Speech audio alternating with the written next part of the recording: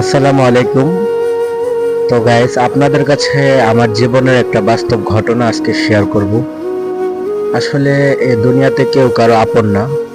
এই কথাটা কেন বললাম সেটা আপনারা ভিডিও শেষে বুঝতে পারবেন যে এই কথাটা আমি কেন বলেছিলাম। তো কথা না বাড়িয়ে চলেন ভিডিওতে চলে যাই। তো ঘটনাটা হচ্ছে প্রায় 2-3 বছর আগের একটা ঘটনা। তো আগের বারে রোজার ঈদে আমার বাবা মা গ্রামে যায় নাই কোনো একটা সমস্যার কারণে। তো গ্রামে যায় নাই, তো আমি ভাবছি যে বাবা মা যায় নাই যেহেতু তাহলে আমি যাই, আমি আর আমার ছোট ভাই ঘুরে আসি গ্রাম থেকে। তো গ্রামে তো আমাদের কারো ঘর বাড়ি নাই, তো আমাদের একমাত্র ভরসাই হচ্ছে আমাদের মামা। তো মামাদের বাড়িতে আমরা যাব। আমরা প্ল্যান করলাম আমি আমার ছোট ভাই যে আমরা মামাদের বাড়িতেই যাব। তো কথা না বাড়িয়ে আমরা পরের দিনই রওনা হই গ্রামের বাড়ি মামাদের বাড়ি যাওয়ার জন্য। তো কথায় আছে না, মামার বাড়ি রসের হাড়ি। তো তারপর আমরা ঢাকা থেকে মামার ফোন দেই যে মামা, আমি আর আমার ছোট ভাই তো আসতেছি, ঢাকা আসতেছি, এখন আপনি কি বলেন? কয় হ্যাঁ হ্যাঁ, আয় আয় ঢাকা, গ্রামে আয়, গ্রামে পরিবেশ সুন্দর ভালো, আয়। তো মামা আরো বলছে, তাই আমরা ভাবলাম যেহেতু মামা বলছে পারমিশন পেয়ে গেছি, আমরা যাই, গ্রামে যাই। তো আমি এখান থেকে বলে রাখছি যে মামা, আমি যদি যাই তাহলে তুমি একটু আগায়ও, আগায় আমাদেরকে নিয়ে যাও, অথবা আমার মামার তো ভাই আছে, তো ওনাদেরকে পাঠাই দিও। মা আমরা গেলাম, দুজন ছোট মানুষ গেছি, মানে আমাদের তো আগানো দূরের কথা, আমাদের ফোনই ধরে না। তো অনেকবার ফোন দিতে দিতে একবার ফোন ধরছে, ফোন ধরে আমি বলছি যে ভাই, মামার তো ভাইয়ের ফোন দিছি, মামার তো ভাইয়ের ফোন দিয়ে বলছি ভাই আমরা তো আসছি, এখন আপনাদের বাড়ি কোথায় একটু বললে ভালো হতো। কয় তুমি এরকম জায়গায় আসো, এরকম জায়গায় আসলে আমাদের বাড়ি। তো অনেক কষ্ট মষ্ট কইরা তাদের বাড়ি চিনছি, চেনার পর আমরা তাদের বাড়ি উঠেছি, সমস্যা নাই। তারপরে উঠার পর যাক, মামার বাড়ি গেছি, মামা খুশি হয়েছে, সবাই খুশি হয়েছে, ভালো কথা। তো খুশি হওয়ার পর দুপুরে যে খাবার টাইম, তো খাবার টাইমে আমার মামা বলতেছে যে সবাইরে বলতেছে, মানে আমারই বলতেছে, কিন্তু মানে সবাইরে উদ্দেশ্য করে বলতেছে যে সবাই খাবার আগে এক গ্লাস পানি খায় নাও, মানে পানি খায় নাও যাতে ওনাদের খাবার যেন কম খাইতে পারি। মানে এত হার কিপটা আমার মামারা, কি বলবো আপনাদেরকে গাইস। মানে বলতেছে যে তোমরা এক গ্লাস করে পানি খেয়ে নাও, পানি খাইলে তারপর ভাত খাও, মানে পানি খাইলে পেটটা ভরা থাকবে, তাহলে আর ভাত খেতে পারবো না, এজন্য সে এই কথাটা আমাকে বলেছে। সেটা আমি টের পেয়েছি, তবু এখন ওনাদের বাড়িতে আসছে, ওনাদের কথাই তো আমাদের সব করা লাগবে, তাই না?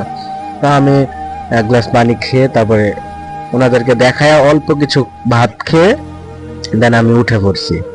এরপর থেকে আমার শুরু ঘটনা, এখান থেকে বলি। তো তারপর আমার ভাবি, মানে আমার মামাতো ভাইয়ের বউ, যে কিনা আমার ভাবি, উনি গিয়েছিল ওনার বাবার বাড়ি, তো ওখানে শ্বশুর বাড়ি আসছে। তো গ্রামে সবাই আসে, ঈদের ছুটিতে বেড়াইতে আসে। আমরা তো আর মামার বাড়িতে সব সময় যাই না, বছরে 1-2 বার যাই, দেন ঘুরে ফিরে চলে আসি। বাট তো ভাবি আসছে, ভাবি আইসা ভালোই আমাদেরকে কথাবার্তা বলছে, সব দিক দিয়ে হাসি খুশি।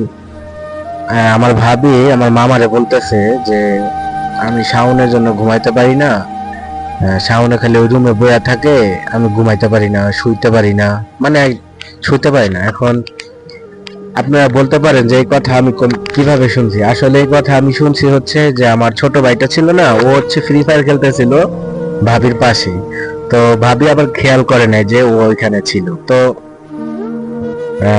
আমার ছোট ভাইটা এগুলো শুনে ফেলছে যে ভাবি বলতেছে শাওনের জন্য ঘুমাইতে পারি না, শাওনের বাসা থেকে ভাগায়া দেন, আমি ওর জন্য ঘুমাতে পারি না, আমার ঝামেলা হইতেছে। তো তারপর মামা তো সরাসরি বলতে পারে না যে শাওন চলে যা।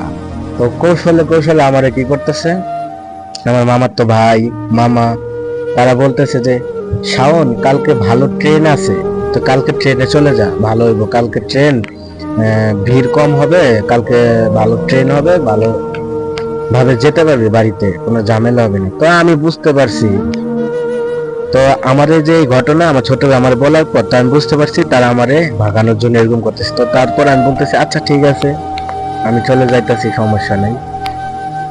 তোমরা যেভাবে, যেহেতু বাড়ি তোমাদের, তোমরা যা বলবা তাই হবে। তো তারপর পরের দিন আমি চলে আসি। চলে আসার পর তারা আমার একটু আগায় নাই, আমি তো খাওয়া দাওয়া করি নাই রাগ করে। তারাও আমারে বলে না যে খেয়ে যা খেয়ে যা, পেটে খুব খিদা।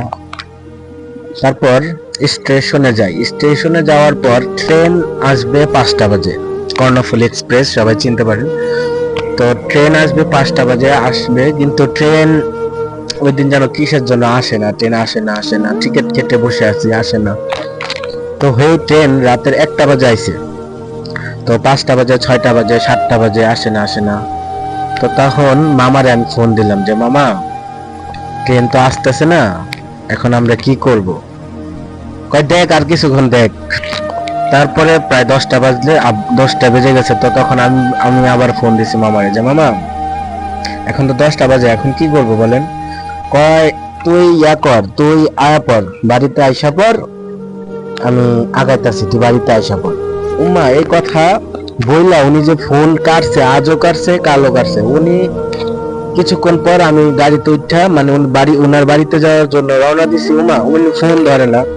উনারে ফোন দিতেছি, উনার 2টা পোলা আছে, 2টা পোলারে ফোন দিতেছি, 2টা পোলার বউ আছে, বউরে ফোন দিতেছি, মামিরে ফোন দিতেছি, বাড়ির সবাইরে ফোন দিতেছি। কেউ, আল্লাহর বান্দারা ফোন আমার ধরেই না। মানে ফোনটা যে বন্ধ করে রাখছে, আর ফোন ধরার কোনো নামই নেই। কি বলবো গাইস, মানে ওই দিন এতটা কষ্ট লাগছে আমার জন্য। তারপরে আমি ওই স্টেশনে আবার ফিরে চলে যাই। তারপরে ফিরে যাওয়ার পর মনটা তো অনেক খারাপ, খুবই কষ্ট লাগছে মামার উপরে, এত কষ্ট লাগছে কি বলবো। এমনি বাড়ির থেকে ভাগাই দিছে, আবার ট্রেনে ফোন ধরেন। তো তারপর রাত 1টা বাজে ট্রেন আসছে। তো ট্রেন আসার পর ওনারা ভাবছে যে এত রাত্রে ওরা তো আর ফোন টোন দেয় না, তাহলে ওদেরকে একটা ফোন দিয়ে দেখি, কি মনে হয় গাড়িতে উঠতে গেছে। তো তারপর আমরা যখন গাড়িতে উঠি, তখন মামা ফোন দিছে 1টা বাজে। দেখেন কেমন, আমি যদি ওইখানে মরে যেতাম, কি বলবো, আর কিছু বলার নেই। তো তখন ফোন দিছে আমার, আমি তো আর ফোন ধরি নাই ওনার। এখনো আমি, মানে উনি যে ফোন দিছে ওই দিন ট্রেনে বসে আমি ওনার ব্লক মারছি, এবং ওনার পরিবারকে সবাইকে আমি ব্লক মেরে দিছি, যে ওনাদের সাথে আমার আর কোনো কথাবার্তা নাই। ওই যে ব্লক যে মারছে, আজ আমি ব্লক ছুটাই নাই। এন্ড প্রায় 2-3 বছর হয়ে গেছে আমি আমার মামাদের সাথে কথা বলি না, এখনো বলি না। তো এটাই আমার ছিল কষ্টের কাহিনী। আর আমি ভিডিওর প্রথমে বলেছি যে এই পৃথিবীতে সবাই স্বার্থপর, তো এই জন্য বলেছি, আপনাদেরকে বলেছি যে ভিডিওর শেষে জানতে পারবেন কিসের জন্য। তার কথা না বাড়িয়ে আমার ভিডিও এখানেই সমাপ্ত করব। ঘটনাটা যদি ভালো লাগে অবশ্যই আমার ফেসবুক পেজ ফলো করে আমার সাথেই থাকবেন। তো আসসালামু আলাইকুম।